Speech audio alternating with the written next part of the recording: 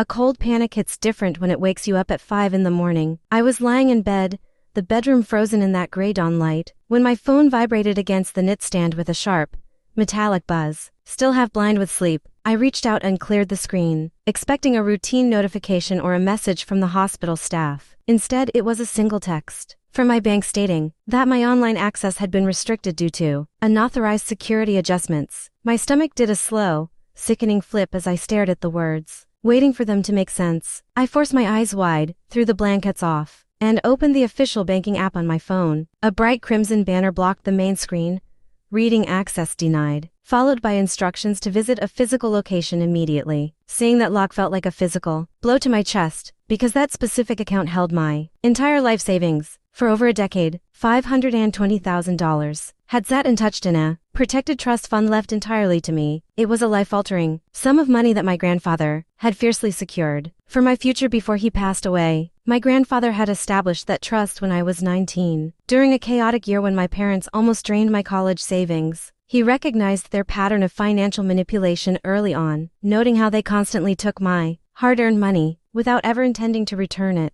Without uttering a single word to my mother, he quietly went to his attorney and locked the inheritance down tightly. I still remember sitting at his small, wooden kitchen table when he handed me the final paperwork, warning me never to let anyone convince me they needed it more. I am 36 now, working as a dedicated charge nurse in a demanding cardiac unit, and I had only touched that money twice. The first time was to erase my lingering student loans, and the second was for the down payment on my quiet suburban home. That morning, holding my phone in the quiet of my bedroom, I made my very first mistake by dialing my mother. Looking back, I realized some fragile, desperate part of my brain still wanted her to act like a real parent and comfort me through the crisis. She answered on the very first ring, her voice completely sharp and alert, which instantly set off alarm bells in my mind. My mother is notoriously a late sleeper who never rises before 7. Yet here she was, fully conscious before dawn. She did not say hello or ask why I was calling so early. She just stated my name in a cold, dismissive tone. When I frantically explained that my inheritance account was completely frozen and asked if she knew why, a heavy silence stretched across the line. That silence was not the confusion of an innocent person. It was the calculated pause of someone constructing a careful lie. She calmly explained that she and my father had recently consulted a financial advisor because they were deeply concerned about my stability. She claimed my recent breakup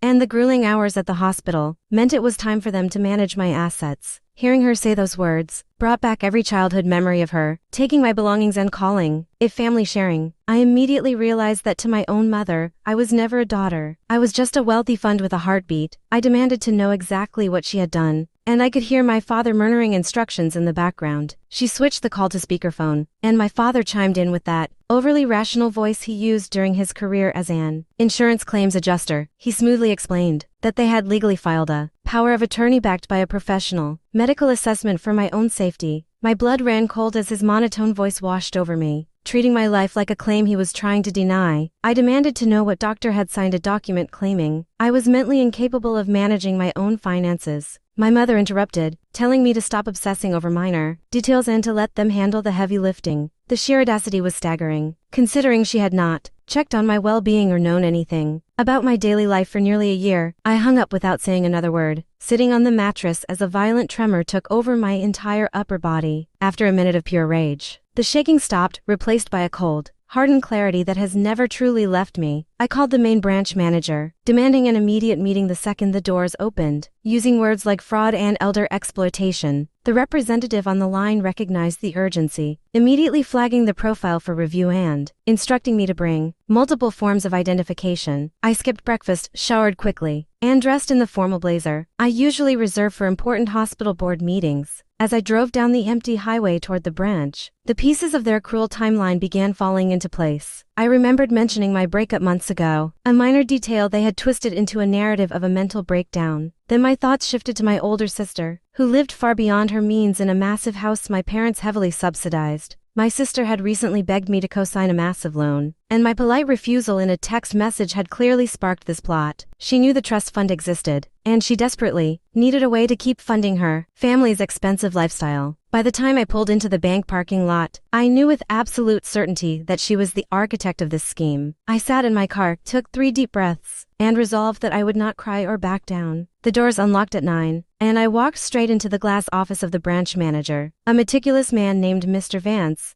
He closed the door, expressed his concern, and turned his computer screen around so I could see the submitted files. There was a freshly dated power of attorney document with my signature resting at the bottom of the page. It was a clever attempt, but the handwriting was missing the distinct structural loop I always place on my letters. I looked Mr. Vance in the eye and told him flatly that the signature on the document was a complete forgery. He nodded knowingly and scrolled down to reveal a attached letter from a practicing psychiatrist based 2 hours north. The letter claimed I was suffering from severe psychological distress and was entirely unfit to manage my own financial affairs. I had never spoken to a psychiatrist, visited that distant town, or ever heard the name of the medical professional listed. The manager revealed that his staff had called the office number, which routed to an anonymous voicemail that no one answered. Furthermore, the electronic metadata showed the document had been sent from a retail shipping center and created on a specific home scanner. When he highlighted the registered digital owner of that scanner, my brother-in-law's full name appeared across the screen. A profound silence washed over me as the lifelong noise of my family's manipulation suddenly vanished from my mind. Mr. Vance looked at me grimly, explaining that moving forward meant filing a criminal fraud report involving federal forgery and conspiracy. He warned me that because they were immediate family, the legal consequences would be severe and entirely irreversible. I told him without hesitation that my grandfather had predicted this exact betrayal 16 years ago, and I wanted to proceed. He picked up his desk phone, summoned a security officer, and contacted the local police department to dispatch an officer. While we waited, my phone lit up repeatedly with incoming calls from my parents and a frantic text message from my sister. She claimed her mother was hyperventilating with worrying and begged me to call them back before things went too far. I turned the device face down on the desk, refusing to give their desperate psychological tactics another second of my time. Soon after, a focused police officer named Officer Davis arrived, taking detailed notes and reviewing the fraudulent digital metadata.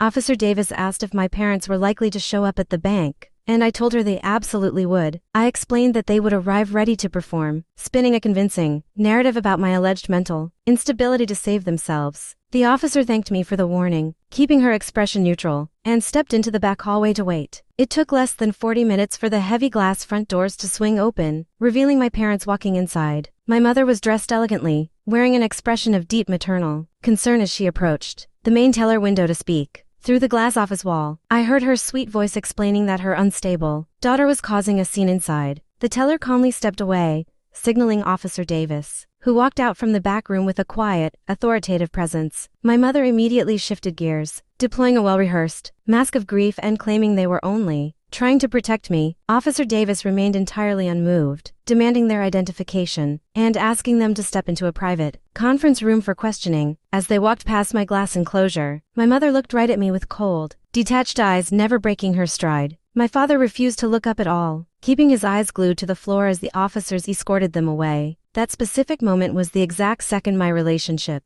with my biological family ended forever, leaving no room for regret. The interrogation in the back room completely dismantled their lies. Within an hour, as their uncoordinated stories fell apart under pressure, they gave conflicting dates for when I supposedly signed the paperwork and completely botched the spelling of the fake doctor's name. When my brother-in-law frantically called my mother's phone, Officer Davis noted the contact name, linking him directly to the device metadata. They were placed under arrest right there in the building, and I heard the metallic click of handcuffs echo outward. By that afternoon, the police had arrested my sister and her husband at their home, filing an array of felony charges. The investigation revealed the psychiatrist was entirely fictional, and my sister had paid an online freelancer $40 to forge the letterhead. The subsequent criminal trial lasted nearly a year, exposing a history of forgery my brother-in-law had committed against other victims. The judge showed no mercy, delivering multi-year prison sentences to every single one of them for their predatory exploitation. I attended the final sentencing,